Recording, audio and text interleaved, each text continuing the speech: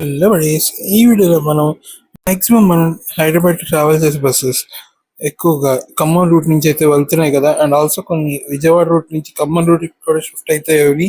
So దాని reason ఏంటి అనేది అయితే మనం ఈ వీడియోలో చూద్దాం. ట్రావెల్ బస్ అన్ని కూడా డిఫరెంట్ డిఫరెంట్ ప్లేసెస్ నుంచి అయితే స్టార్ట్ అవుతున్నాయి. సో అన్నిటికి కామన్ గా మన రాజమండ్రి అయితే ఉంటుంది కాబట్టి రాజమండ్రి టు హైదరాబాద్ అయితే చూద్దాం. సో ఫస్ట్ అయితే మనం విజయవాడ రూట్ నుంచి అయితే డిస్టెన్స్ ఎంత ఉంటుంది అనేది చూద్దాం. ఒకవేళ మనం విజయవాడ రూట్ నుంచి వెళ్తే కనుక 436 కిలోమీటర్స్, అంటే 8 hours 14 minutes డ్యూరేషన్ అయితే ఉంటుంది.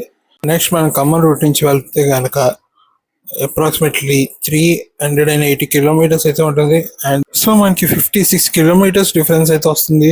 సో మనకి దీనివల్ల జర్నీ డ్యూరేషన్ కూడా తగ్గుతుంది. 2 hours నుంచి 4 hours దాకా డిఫరెన్స్ అయితే వస్తుంది.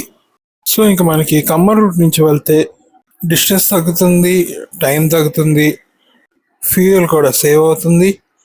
అండ్ మన డ్రైవర్ అన్న వాళ్ళు కూడా మ్యాక్సిమం మన డ్రాపింగ్ పాయింట్స్లో ఆన్ టైంలో డ్రాపింగ్ చేసే ఛాన్సెస్ అయితే ఎక్కువ ఉంటాయి.